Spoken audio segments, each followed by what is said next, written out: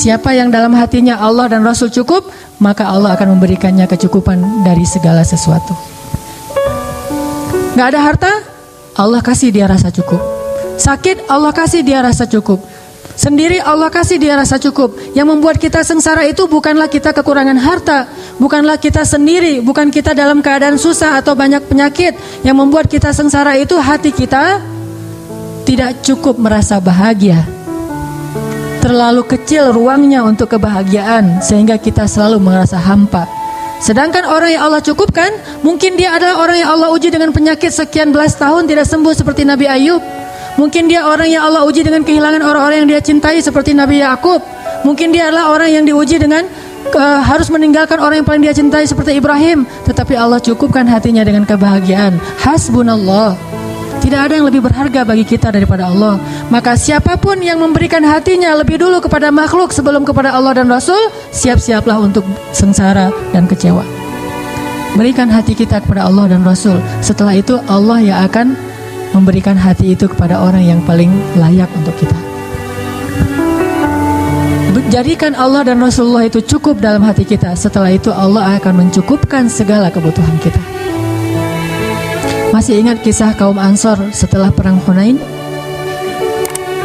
Perang Hunain itu terjadi setelah perang apa? By the way, perang Hunain namanya terjadi setelah perang Fathu Makkah. Jadi Nabi habis Fathu Makkah, kemudian Nabi ekspansi lagi ke daerah Ji'ronah sampai ke Taif. Sekarang tuh jadi salah satu tempat untuk memulai umroh atau mikot, yaitu Ji'ronah, sekitar 30 menit dari kota Mekah. Setelah selesai perang Hunain, kaum muslimin itu mendapatkan ghanimah yang sangat banyak, hampir sebanyak perang Khaybar. Jadi dua perang yang paling besar ghanimahnya itu, satu perang Khaybar dan di bawahnya perang Hunain. Ribuan ekor onta, ribuan domba, ribuan kuda dengan alat-alat perang yang berharga, kemudian juga berhala-berhala yang terbuat dari emas dan perak, itu ditinggalkan di medan perang dan diambil oleh kaum muslimin. Mungkin ratusan miliar. Ketika mendapatkan semua ghanimah itu, kemudian dikumpulkan di sisi Rasulullah, karena yang membagikan ghanimah cuma Rasulullah waktu itu. Tiba-tiba Rasulullah memanggil Abu Sufyan, orang Mekah yang baru masuk Islam. Ya Abu Sufyan, ambillah onta yang kamu suka, 100 ekor onta. Abu Sufyan mengambil 100 ekor onta dan mengatakan, saya merasa nyaman sekali dalam Islam. Bagi dia, kenyamanan dalam Islam itu masih diukur dengan harta. Ini namanya mu'allaf, orang yang dibujuk hatinya dengan harta. Abu Sufyan senang membawa 100 ekor onta. Kata Rasulullah, cukup ya Abu Sufyan? Cukup ya Rasulullah, cuman kalau ada lebih boleh sih. Dikasih lagi 100 ekor onta, sampai Abu Sufyan mendapatkan lebih dari 200 ekor onta. Panggil lagi tokoh-tokoh Quraisy yang lain yang baru masuk Islam, dikasih lagi 100 ekor onta. Hampir semua orang Mekah itu mendapatkan onta yang lebih dari 10 ekor onta. Bahkan tokoh-tokohnya itu mendapatkan ratusan ekor onta. Setelah semuanya dibagi, ghanimah habis. Onta, domba, kuda, berhala yang terbuat dari emas dan perak, dibagi semuanya kepada orang Mekah dan sedikit orang Muhajirin. Orang Ansor gak dapat apa-apa. Orang Ansor jangankan onta, ayam atau bebek aja gak dikasih. Coba, gak dapat apa-apa tuh. Batu akik, cincin batu akik aja gak dikasih. Padahal cincin batu akik itu banyak dari tubuh-tubuh orang-orang kafir yang terbunuh. Akhirnya ambil batu akik atau apa. Batu akik kan mahal tuh dulu. Wah, gak dapat apa-apa sama sekali. Sehingga akhirnya orang Ansor desas-desus, mulai komplain, mulai komen. Apa komplainnya? Rasulullah mah kalau udah ketemu dengan keluarganya lupa sama kita. Satu orang yang ngomong kayak gitu, yang lain bilang, benar gitu. Akhirnya semuanya juga, oh iya benar ya Rasulullah. Ini gara-gara satu orang nih, was-wasah nih, yuwaswisu fi sudurin nas. Akhirnya yang lain juga ikut kayak gitu. Iya ya, saya nggak kepikiran sampai kayak gitu, ternyata Rasulullah bisaan ya, gitu-gitu. Akhirnya semuanya pada orang-orang Ansor desas-desus, mereka mengeluhkan ketidakadilan Rasulullah dalam membagi ghanimah. Sampai akhirnya desas-desus ini hampir membuat mereka demo gitu. Bayangin orang Ansor pengen demo, turun jalan yuk rame-rame. Siapa nih kira-kira yang jadi koordinator lapangan Korlap? Ternyata sebelum mereka udah nyentuhin Korlap, Rasulullah dengar desas-desus kaum Ansor. Langsung dikumpulkan kaum Ansor. Dikumpulkan semuanya, Rasulullah bilang gini, ya ma'asyara Ansor, apa yang kalian katakan di belakangku, kata Rasulullah. Ya gak berani atau ya kalau Rasulullah udah ngomong gitu, diem aja. Ya ma'asyara Ansor, Aku sudah mendengar apa yang kalian katakan nih. Sebentar lagi ya sebelum azan, biar kita tuntasin adegannya. Ya ma'syara Ansor, aku dengar apa yang kalian ucapkan di belakang.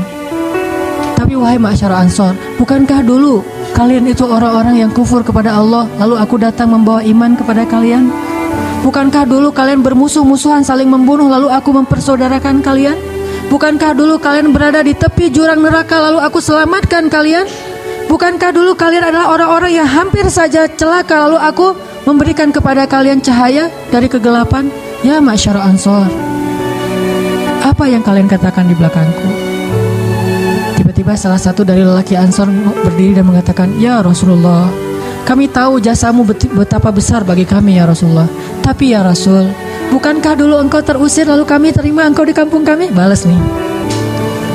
Bukankah engkau dulu sendiri lalu kami menjadi keluargamu? Bukankah engkau datang dalam keadaan tidak punya apa-apa, kami serahkan seluruh harta kami untukmu ya Rasul? Bukankah ketika engkau berperang kami yang membelamu, bahkan banyak dari kami yang syahid demimu ya Rasul? Balas. Setelah selesai itu Rasulullah mengatakan, ya ma'syara Ansor, bagaimana pendapat kalian jika orang-orang Mekah itu pulang ke kampung halaman mereka membawa sampah-sampah dunia, dan kalian pulang ke kampung kalian membawa Allah dan Rasul? Tidakkah kalian rela? Langsung mereka berteriak, kami rela Allah dan Rasul. Biarkan mereka membawa pulang sampah-sampah dunia, kita dapat Allah dan Rasul. Allahu Akbar. Semuanya semangat dikasih Allah dan Rasul. Kalau kita disuruh pilih kayak gitu, ya Rasulullah, Allah dan Rasul plus harta juga ya Rasulullah. Itu mah kita ya. Insya Allah nanti kita lanjutkan setelah sholat Isya. Teman-teman yang dirahmati Allah, kita masih berbicara tentang kisah-kisah bagaimana orang-orang salih merasa Allah dan Rasulullah itu cukup bagi dia, dan tidak ada lagi yang membuat dia gelisah setelah Allah dan Rasul. Tidak ada lagi yang membuat dia kekurangan setelah Allah dan Rasul. Tidak ada lagi yang membuat dia sedih setelah Allah dan Rasul. Segala yang dia harapkan dalam hidup adalah ridho Allah dan Rasulullah. Segala yang dia cari adalah ridho Allah dan ridho dari Rasulullah SAW. Sehingga dia berusaha siang dan malam mencari ridho Allah, dan berusaha siang dan malam untuk mengikuti dan meladani Rasulullah SAW. Sampai kisahnya itu hal-hal yang menakjubkan, betapa mereka mencintai Allah dan Rasulullah itu dalam adegan-adegan yang menurut kita kadang agak aneh gitu. Seperti Imam Ibnu Taimiyah, ketika beliau ditangkap, beliau tenang. Lalu ketika di dalam penjara beliau dikurung sendiri, beliau tenang. Ketika beliau dibiarkan kelaparan, beliau tenang. Ketika beliau dibuat tidak bisa tidur, beliau tenang. Bahkan ketika beliau mau dihukum mati digantung, beliau tenang. Sampai orang-orang penasaran dan bertanya kepada Ibnu Taimiyah, kenapa engkau tenang sekali menghadapi semua ujian ini? Apa kata beliau? Ketika saya dikurung, maka saya menganggap diri saya sedang berduaan dengan Allah, dan itu membuat saya tenang. Ketika saya tidak bisa tidur, maka saya sedang menganggap saya sedang qiyamul lail dan menghadap Allah yang turun ke langit dunia setiap malam, dan itu membuat saya tenang. Ketika saya lapar, saya menganggap saya sedang berpuasa karena Allah, dan itu membuat saya tenang.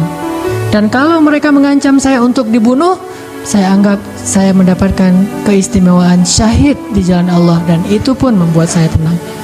Jadi tidak ada satupun masalah di dunia itu yang membuat dia gusar atau membuat dia panik, membuat dia putus asa, karena selalu dia merasa bersama Allah Subhanahu wa ta'ala. Hasbunallah wa ni'mal wakil. Cukup bagi kita Allah. Teman-teman pernah nggak ngerasain kalau misalnya naik motor yang biasa pakai helm, sesekali naik motor jalan jauh nggak pakai helm, kira-kira ngerasa khawatir nggak? Hariwang nggak tuh? Hariwang kan? Hariwangnya bukan karena takut kecelakaan, takut ada razia.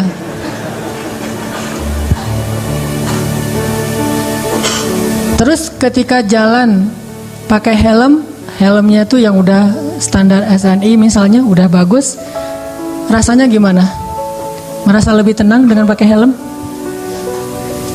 Tawakalnya kepada helm. Jalan, mobil kita tuh ada asuransinya. dengan jalan dengan mobil tidak ada asuransinya, secara normal lebih nyaman yang mana? Yang ada asuransi. Perasaan tenang, perasaan cukup, perasaan tidak khawatir karena pakai helm, karena pakai asuransi, karena jalannya dengan seorang teman yang badannya gede misalnya.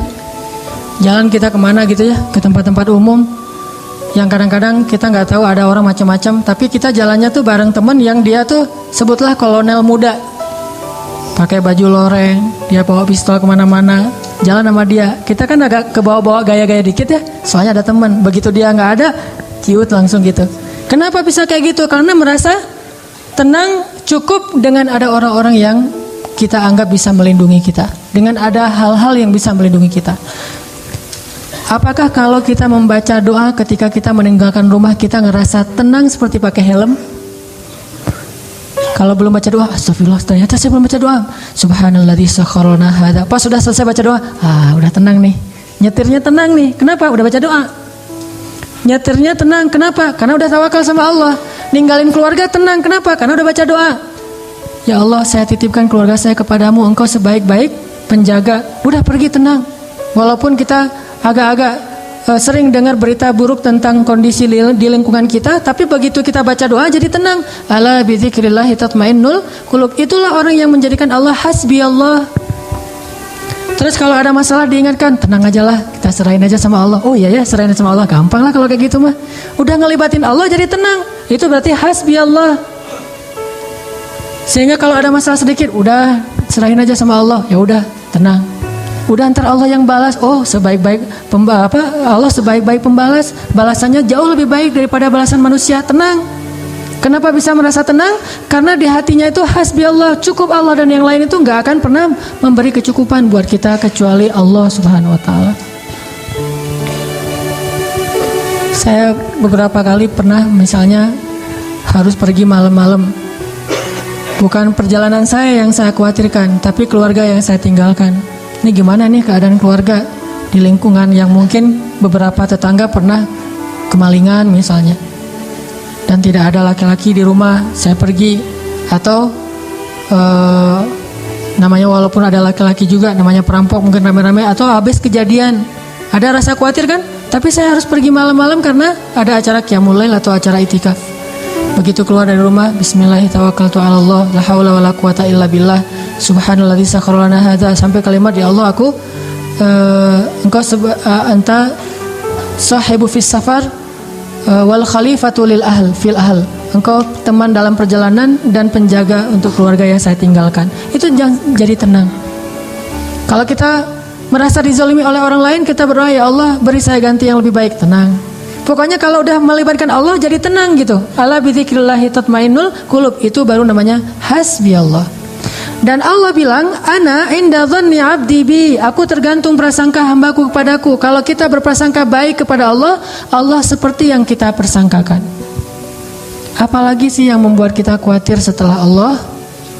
Apalagi sih yang membuat kita merasa kekurangan setelah Allah Subhanahu wa taala? Jadi jadikanlah Allah segalanya dalam hidup kita. Cinta kita yang paling sejati dan yang paling besar di dalam hati kita. Allahu Akbar.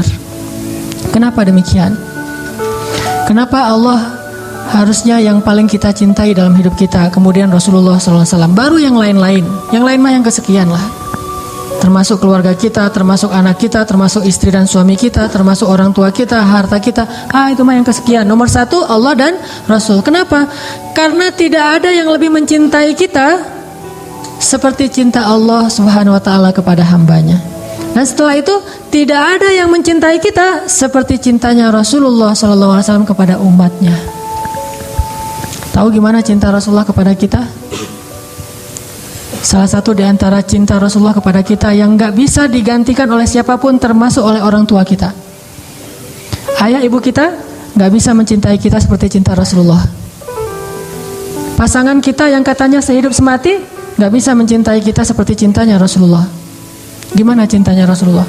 Nanti di padang mahsyar Allah Subhanahu wa taala berfirman, "Yauma yafirrul mar'u min akhihi wa ummihi wa abihi wa sahibatihi wa banihi likulli imri'in minhum yawma idzin sya'nun yughni."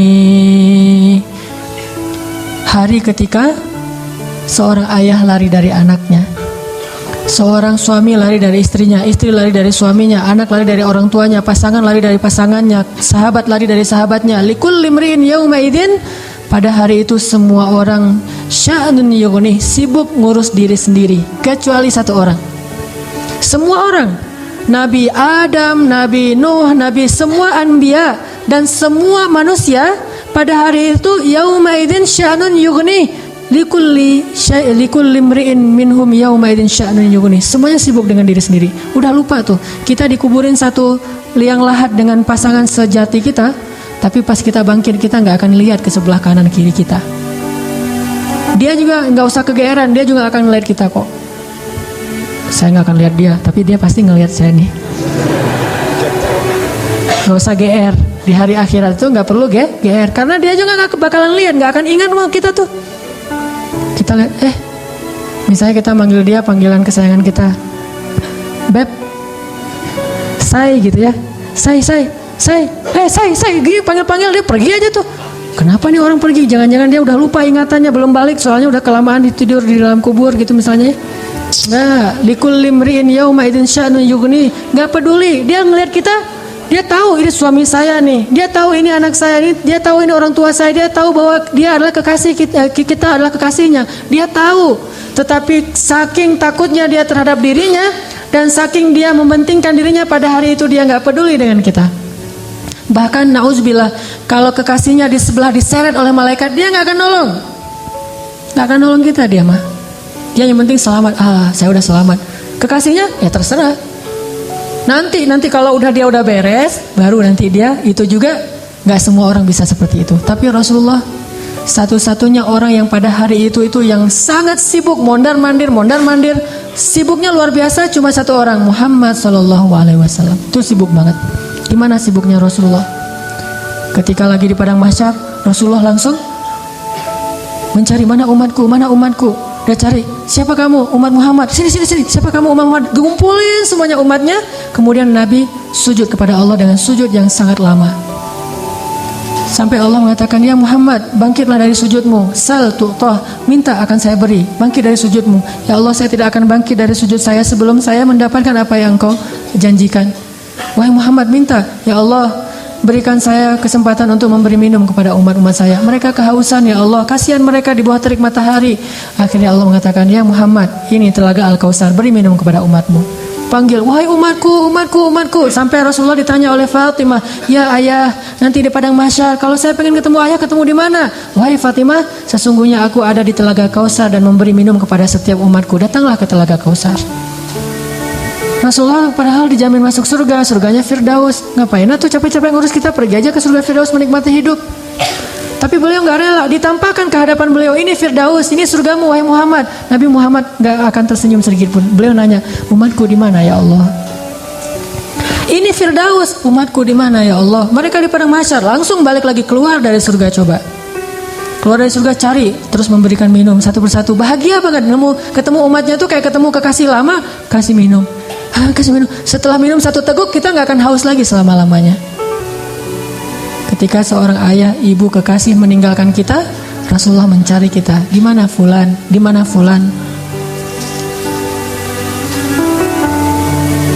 Honda Space motor, Honda Space motor D4541 harap dipindahkan. D811NN juk putih di depan pintu gerbang, segera dipindahkan.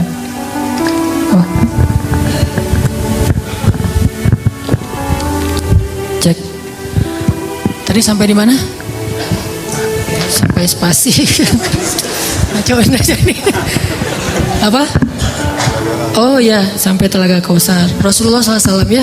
Jadi ketika semua orang ngelupain kita, dan gak salah mereka ngelupain kita karena kita juga ngelupain mereka. Jadi jangan ke istri ya ngomongnya, Mah, Mama, Papa gak akan cinta-cinta banget sama Mama. Kenapa Pak?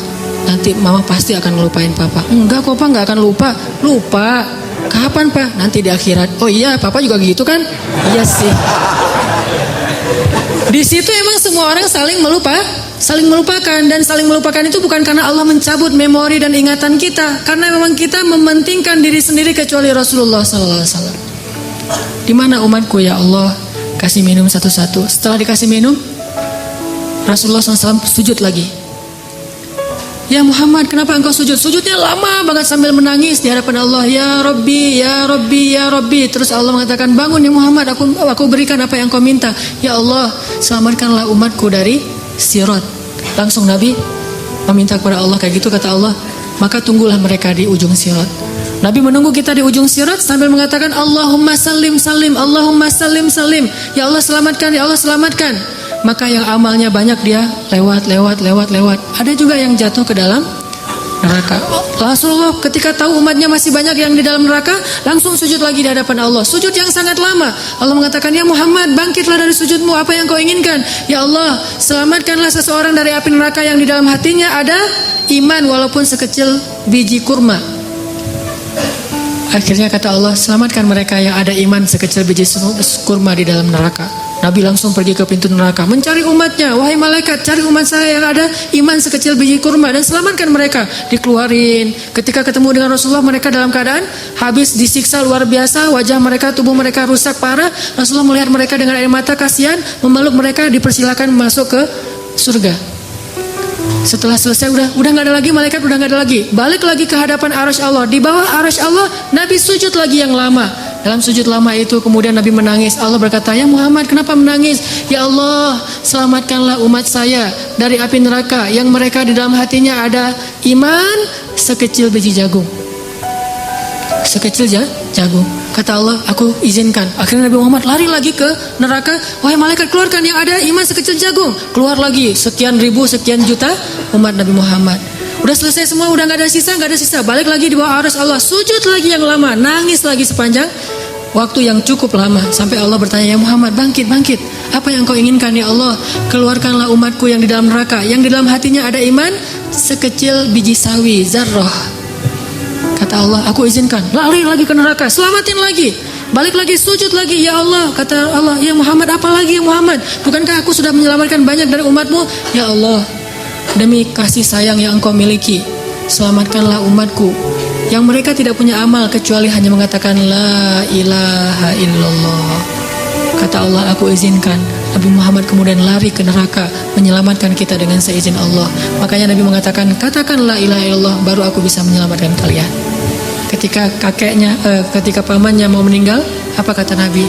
Wahai paman, ucapkan kunci surga la ilaha illallah biar aku bisa nyelamatin paman. Walaupun gak ada amal sama sekali, tapi pamannya dengan takdir Allah tidak mengucapkan. Sibuk Rasulullah sepanjang padang mahsyar yang panas, kemudian di Sirat, kemudian di depan pintu neraka, terus sibuk untuk memikirkan ummati.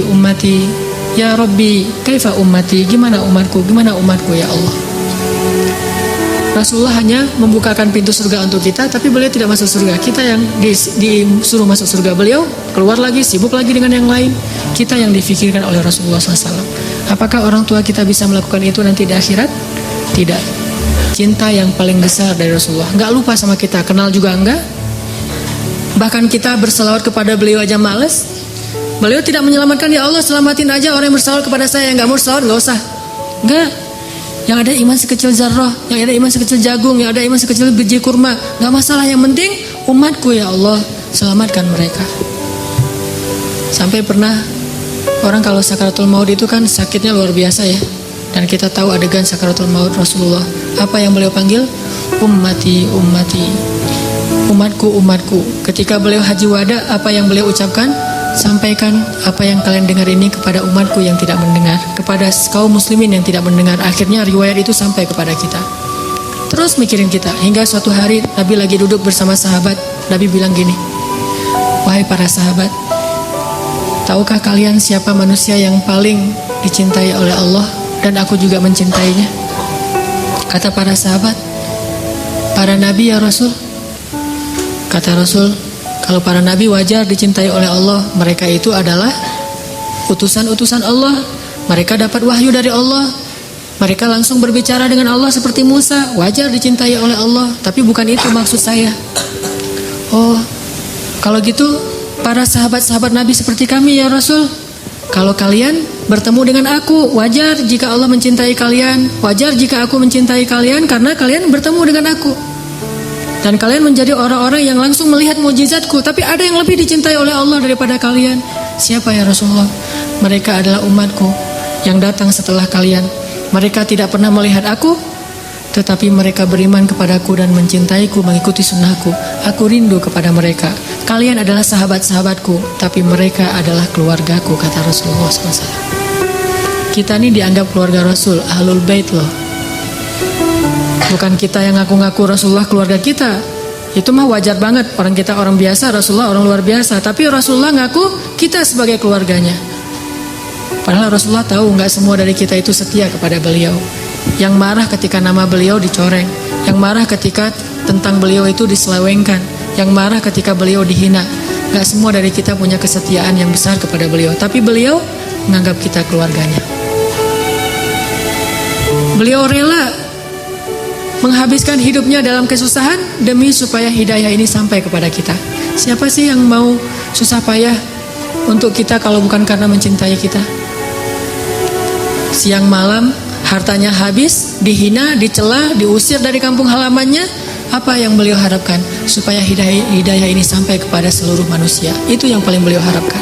Sampai pernah Rasulullah lagi duduk lewat seorang orang Bani Israel lagi menggotong jenazah gitu. Rasulullah nangis. Lalu para sahabat bertanya, ya Rasulullah, kenapa engkau menangis? Kan yang meninggal itu bukan Muslim tapi Bani Israel.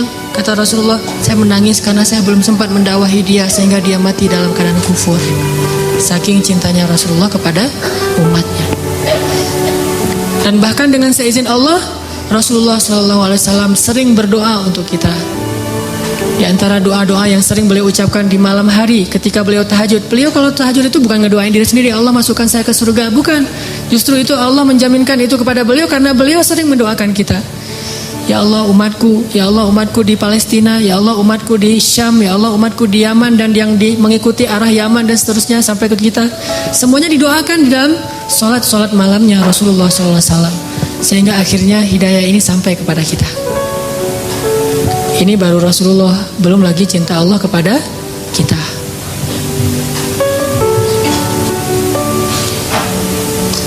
Masih ingat dengan ayat Qul ya ibadiyalladzina asrafu ala anfusihim Qul ya ibadiyalladzina asrafu ala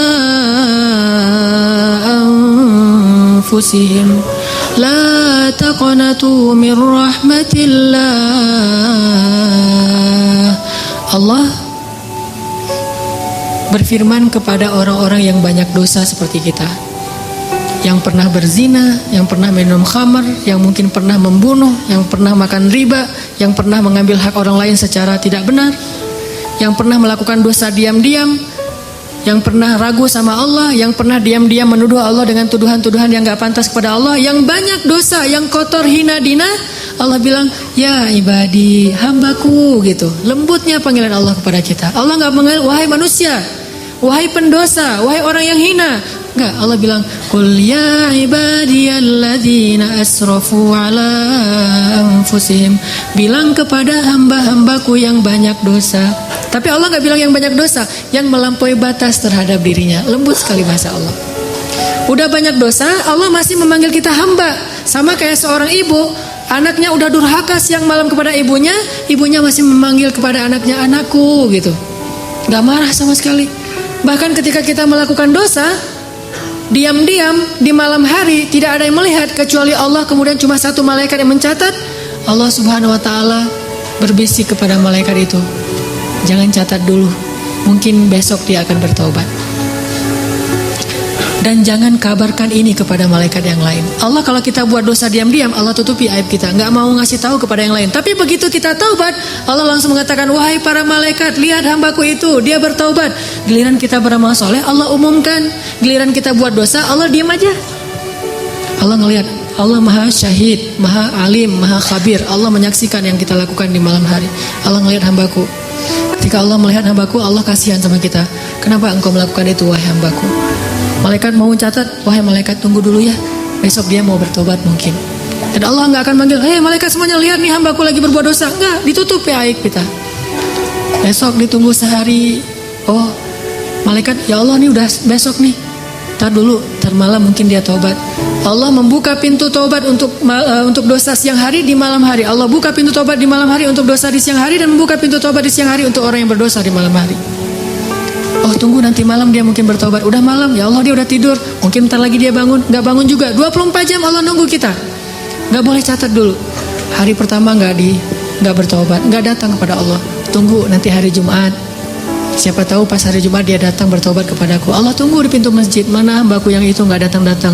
Allahu Akbar, Allahu Akbar.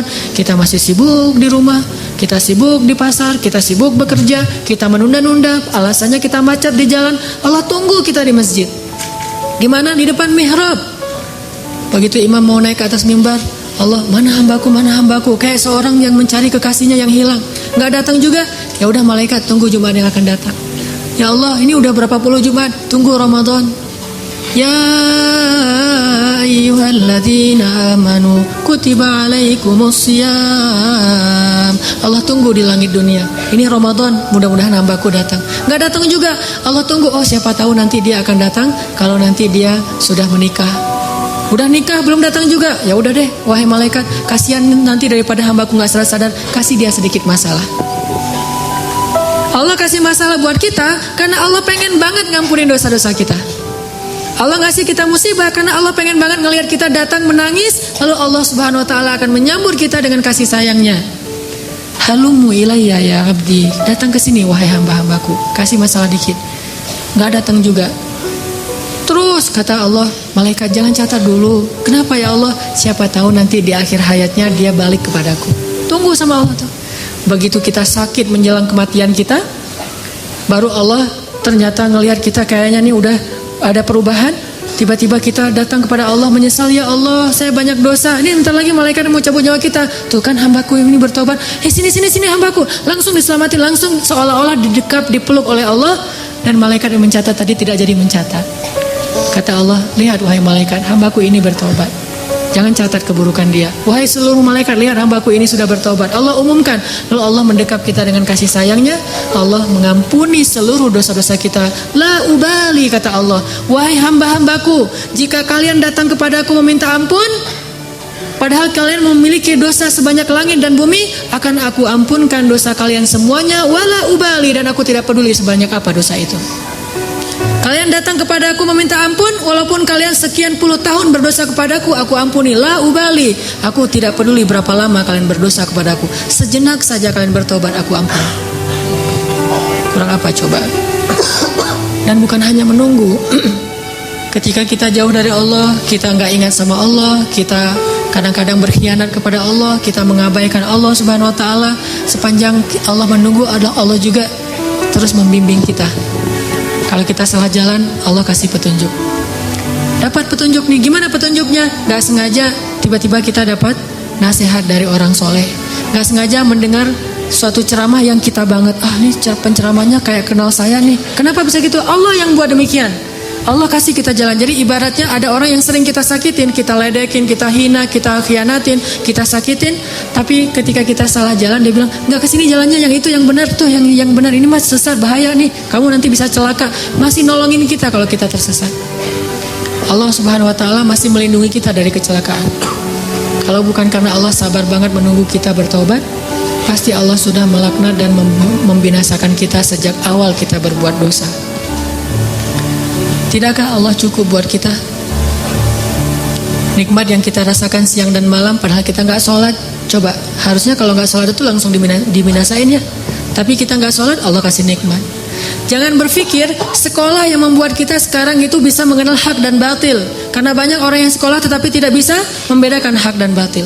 Jangan berpikir orang lain yang menyadarkan kita. Sesungguhnya Allah lah yang menyadarkan kita, sehingga dengan cara Allah akhirnya kita berubah 100%. Dari dulunya gak bisa ngaji sama sekali, sekarang bisa belajar ngaji dan bahkan udah bisa ngaji. Yang dulunya sama sekali jangankan masuk ke masjid, ngelihat masjid juga kadang-kadang males gitu, sekarang bisa jadi orang yang di shaf pertama masjid, bahkan jadi imam, jadi muazin. Rahmat dari siapa kalau bukan dari Allah Subhanahu wa taala? Nanti di akhirat dengan dosa kita yang banyak, tapi sekali kita mengatakan astagfirullahalazim, itu udah cukup untuk Allah punya alasan mengampuni semua dosa-dosa kita. Kita mencela Allah 1000 kali, lalu kita bilang astagfirullah sekali, 1000 kali itu Allah lupain. Udah gak apa-apa, aku ampunkan dosa hambaku. Saking senangnya Allah kepada kita yang bertobat, itu seperti kalau bahasa Nabi mah seperti seorang keluarga, satu keluarga yang menunggu kedatangan orang yang paling dia cintai yang pergi jauh dan lama tidak pulang. Begitu dia datang, mereka akan menyambutnya dengan sangat bahagia. Kalau kita berbuat keburukan, Allah kasih kita satu dosa supaya gampang diampunin. Tapi kalau kita berbuat kebaikan, Allah kasih kita 10 kali pahala supaya bisa menutupi dosa-dosa kita. Allah maha baik kepada hamba-hambanya. Rasulullah SAW setia banget sama kita. Maka cukuplah Allah dan Rasul yang paling kita cintai dalam hidup kita. Maka setelah itu kita tidak akan sengsara lagi. Teman-teman yang dirahmati Allah Subhanahu wa taala, ada seorang laki-laki yang buta, lumpuh, tua, sendiri sebatang kara, miskin, tinggal di sebuah gubuk. Lalu datanglah seorang sahabat Nabi, Abu Ubaidah bin Jarrah, melihat keadaannya, tetapi melihat dia tersenyum aja. Abu Ubaidah bertanya, "Ya Syekh, Anda ini buta, miskin, fakir malah, sendiri tinggal di gubuk, gak ada yang ngerawat, udah gitu lumpuh lagi, udah tua renta, lemah luar biasa. Tapi kenapa Anda terlihat wajahnya berseri-seri, bahagia, dan selalu mengatakan Alhamdulillah, Alhamdulillah, Alhamdulillah." Abu Ubaidah bertanya, "Kenapa engkau sangat bersyukur? Apa nikmat yang engkau dapatkan?" Kata Syekh ini, "Saya merasa orang paling beruntung di muka bumi." Lah, kayak gini keadaannya tapi ngerasa paling beruntung di muka bumi. Kenapa engkau merasa paling beruntung di muka bumi? Ya, Allah memberikan kepada saya 2 nikmat yang tidak diberikan kecuali kepada orang yang sedikit sekali. Nikmat yang sangat berharga. Nikmat apa itu, hai Syekh? Lisanan dzakira wa qalban syakira. Allah berikan kepada saya 2 nikmat, yaitu lisan yang senantiasa bisa terus berzikir dan hati yang selalu bisa bersyukur. Dan saya merasa sangat bahagia dengan 2 nikmat itu. Lisan yang terus berzikir, hati yang terus bersyukur, dan itu sudah cukup buat saya. Artinya apa? Orang kalau sudah menjadikan Allah segalanya dalam hidupnya, bisa menyebut nama Allah aja, bisa mensyukuri nikmat Allah yang walaupun kalau dilihat orang lain tidak ada nikmatnya kecuali yaitu lisan yang bisa berzikir, itu udah membahagiakan. Gimana dengan kita yang bukan orang tua, bukan orang miskin, bukan orang fakir, bukan sebatang kara, bukan orang buta? Kenapa kita tidak bisa bahagia seperti dia? Karena kita tidak menjadikan Allah segalanya dan cukup di dalam hati kita. Karena Allah tidak segalanya dan cukup dalam hati kita. Padahal kalau kita libatkan Allah dalam hidup kita, Allah akan selesaikan semua urusan kita. Masih ingat kisah 2 orang yang saling berhutang tapi pakai nama Allah? Kita mah kalau berhutang pakai apa? Notaris ya, juru tulis, pakai admin, pakai saksinya manusia. Ini enggak, Allah yang dilibatin. Jadi ada 2 orang, dua-duanya soleh, saling berhutang. Si A berhutang ke si B. Kata si A, "Akhi, boleh saya berhutang, saya butuh uang." "Oh boleh. Dikasih duit berapa? 100 dinar. Dikasih 100 dinar. Setelah dikasih 100 dinar, yang punya uang bilang, "Ini nanti saksinya siapa nih? Kita cuma berdua." Kata orang yang berhutang, "Boleh nggak kalau saksinya Allah?" Kata yang memberi hutang, "Oh kalau Allah boleh. Allah tuh sebaik-baik saksi." "Ya saya setuju. Ya udah saya serahin nih duitnya." Allah sebaik-baik saksi. Udah gitu kepikiran lagi, nanti bayarnya kapan? Beri saya waktu 1 tahun. Kalau kamu nanti 1 tahun nggak sanggup bayar, gimana jaminannya? Siapa yang menjamin? Kata orang itu, boleh nggak? Saya emang nggak punya jaminan apa-apa. Kalau Allah aja yang menjamin, boleh nggak? Kata dia, Allah? Ya. Wah, Allah sebaik-baik penjamin. Boleh banget. Bang, kalau Allah yang menjadi penjamin, udah nggak khawatir dah. Ya udah, sah gitu, udah ambil duitnya 100 dinar. Pulang dia, ternyata beda pulau. Selang beberapa lama setelah jatuh tempo, dia udah ngumpulin uang 100 dinar, mau dia balikin, dia mau nyebrang nih. Ternyata dengan seizin Allah, takdir Allah, terjadi badai, sehingga tidak ada perahu yang berani menyeberang. Yang punya uang nungguin di balik lautan, dia nunggu di pantainya. Mudah-mudahan hari ini dia datang membayar hutang saya, karena saya kenal dia orang yang jujur, amanah, baik hati, pasti dia akan datang. Ditunggu nggak datang. Ternyata dia nggak bisa nyebrang.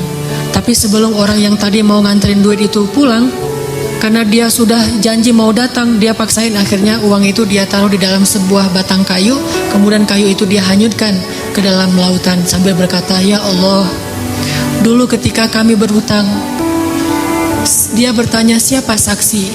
Saya bilang engkau lah saksi. Kata dia, engkau sebaik-baik saksi. Lalu dia bertanya siapa yang menjamin? Saya bilang engkau lah penjamin. Kata dia, engkau sebaik-baik penjamin. Ya Allah, saya sudah melibatkan engkau dalam urusan kami, dan dia juga ridho dengan hal itu. Hari ini dengan takdirmu saya tidak bisa menyeberang. Mudah-mudahan dengan saya mengirimkan uang lewat sebatang kayu ini, engkau menyampaikan kepada orang itu, karena engkau sebaik-baik saksi dan sebaik-baik penjamin. Dihanyutkan, bismillah tawakkaltu 'ala Allah. Orang yang nunggu di seberang, karena udah sore, akhirnya dia pulang. Sebelum dia pulang, dia lihat ada sebatang kayu yang terapung-apung. Dia ambil untuk jadi kayu bakar di rumahnya untuk menghangatkan tubuh. Pas dia belah di rumahnya, dia temukan bungkusan dan dia buka, ada uang 100 dinar. Ada surat di situ, akhi, maaf saya nggak bisa menyeberang, soalnya terjadi badai yang luar biasa di sebelah sana. Tetapi saya coba titipkan ini kepada sebaik-baik saksi dan sebaik-baik penjamin Allah, mudah-mudahan sampai kepadamu. Ketika dia baca itu, dia langsung bertakbir, Allahu Akbar, hasbunallah wa ni'mal wakil. Mungkin kita nggak bisa kayak gitu dalam hutang piutang. Mau hutang piutang kayak gitu? Kita datang ke salah satu finance, Pak, saya mau kredit motor. Oh ya mas, silakan kredit motor nih, ada beberapa produk nih dari kita nih yang setahun, 2 tahun, 3 tahun. Oh boleh, saya mah 3 tahun aja biar gampang gitu. Oh ya, jaminannya apa? Ada PPKB atau apa gitu? Atau slip gaji atau apa? Boleh nggak? Allah aja yang jadi jaminannya. Ada yang mau kayak gitu? Kenapa nggak mau? Karena Allah tidak cukup buat kita. Mungkin cukup buat kita, tidak cukup buat orang yang berhutang. Kita mah udah baik-baik. Oh Allah sebaik-baik saksi, Allah sebaik-baik penjamin. Wah, orang kayak gini nih bakal rugi. Kenapa? Semua transaksi dia tuh gagal karena dia berhadapan dengan orang yang tidak beriman. Tetapi kalau sama-sama beriman, masalahnya satu beriman, satu tidak. Memang nggak akan rugi, tetap Allah ganti. Cuman masalahnya kan agak-agak melas gitu ya. Gimana? Uang saya nggak balik-balik, ada aja alasan. Saya ketuk pintu rumahnya nggak dibukain, saya telepon nggak diangkat, saya SMS nggak di-read. Ini kalau kita berinteraksi dengan orang yang tidak menjadikan Allah sebagai hasbiyallah. Setidaknya kalau kita bertransaksi, ucapkan bismillahirrahmanirrahim. Kita mau tidur, bismillahirrahmanirrahim. Libatin Allah dalam semua aktivitas kita deh. Dan itu cukup sekali buat kita. Gak akan rugi. Satu-satunya nama yang kalau kita ucapkan itu gak rugi adalah nama Allah. Kita nyebutin nama ibu, kadang gak ngaruh. Tapi kalau kita nyebut nama Allah subhanahu wa ta'ala, itu luar biasa buat kita. Bahkan orang yang ahli maksiat pun kalau nyebut nama Allah, Allah selamatkan. Sedikit aja kita nyebut nama Allah, Allah udah langsung mengubah takdir untuk kita. Masih ingat kisah orang laki-laki di zaman Nabi Musa? Nabi Musa tanya kepada Allah, ya Allah, siapakah orang yang paling rendah nilainya di matamu di antara umatku? Kata Allah, itu laki-laki yang kalau sholat paling belakang. Cari sama Nabi Musa, oh itu yang masbuk permanen. Jadi istiqomah banget untuk masbuk. Asal sholat pasti masbuk. Dan masbuknya itu bukan masbuk rakaat kedua, masbuk salam. Pasti tahiyat terakhir aja dia datang tuh. Kalau sholat Jumat duduk paling belakang deket teras atau di teras. Giliran selesai salam, yang paling duluan bunyiin kendaraan. Yang pertama nyalain motor, pulang duluan gitu. Itu tuh yang paling rendah nilainya di mataku di antara umatmu. Oh itu si kakek-kakek buta masbuk terus. Nabi Musa ngemandangnya sebelah mata. Ini orang pasti ini munafik, pasti ini nggak ada nilainya di apa, pasti dia nggak akan masuk surga. Terus diperhatikan nggak ada perubahan, sampai suatu saat Nabi Musa ngepoin dia, mana dia kok nggak datang? Ternyata pas ditanya dia udah meninggal dunia. Makanya nggak datang lagi, udah nggak istiqomah sekarang masbuknya, karena udah meninggal, is dead lah ya. Nabi Musa tanya ke Allah, ya Allah, gimana keadaan orang itu di akhirat? Apakah dia masuk surga atau neraka? Kata Allah, ya Musa, dia itu udah masuk surga. Nabi Musa kaget, hah? Gimana ceritanya ya Allah dia masuk surga? Bukannya dia nggak punya amal sama sekali, sholatnya juga males-malesan, datang ke masjid selalu telat. Kata Allah, ya Musa, tahukah kamu? Suatu hari sebelum dia meninggal, hari terakhir dia sholat dan masbuk, tetap masbuk. Hari terakhir dia sholat, masbuk. Pas dia pulang, dia dibantu oleh seorang pembantu yang bawa dia pulang. Di tengah jalan dia bertanya kepada pembantunya, kita sekarang lagi di mana nih? Kalau dalam riwayat yang lain mengatakan dia kesasar, nggak ada pembantu, kesasar sampai ke tengah lapangan, tanah yang lapang, ketemu orang, dia tanya, mas, saya ini lagi di mana nih? Orang buta. Orang itu mengatakan, bapak lagi ada di sebuah tanah yang luas, tanah yang lapang. Kata dia, enggak, rahmat Allah lebih lapang, rahmat Allah lebih luas. Cuma itu doang kata-kata dia tuh. Wahai Musa, dia mengatakan rahmatku lebih luas, dan memang rahmatku luas wahai Musa. Maka dengan itu aku ubah takdirnya. Sesungguhnya rahmatku mendahului takdir. Sesungguhnya rahmatku lebih besar daripada kemarahanku. Allah marah sama pembuat dosa, tapi begitu pembuat dosa ngelirik ke langit dikit aja, Allah langsung perhatiin ada apa gitu. Allah udah langsung, kalau bahasa kita mah kayak kegeeran gitu. Padahal Allah itu maha mulia, nggak perlu GR. Tapi Allah saking perhatiannya sama kita, begitu kita ngelirik ke langit sedikit, wah hambaku pengen berdoa, pas kita bilang astagfirullahaladzim, langsung dihapuskan dosa-dosa kita. Sesungguhnya rahmat Allah, kasih sayang Allah lebih luas daripada kemarahannya. Itulah kenapa kita harus menjadikan Allah segalanya dalam hati kita. Hasbiyallah wa ni'mal wakil. Mudah-mudahan ini bisa menyemangati kita dalam hidup kita. Pokoknya kalau belum udah pakai helm, udah pakai jaket yang tebal, udah pakai sepatu yang benar-benar udah kayak orang naik Harley gitu ya. Padahal naiknya bebek gitu, tapi udah kayak orang naik Harley. Udah lengkap tuh pakaiannya. Jangan pernah merasa aman sebelum mengatakan Bismillahirrahmanirrahim. Udah ikhtiar ini, ikhtiar itu. Jangan pernah merasa cukup sebelum mengatakan tawakkaltu 'alallah. Pokoknya kalau belum ngelibatin Allah, belum selesai. Kalau udah ngelibatin Allah, yang lain belum selesai, insya Allah Allah selesaikan, Allah cukupkan, Allah berikan jalan keluar untuk kita.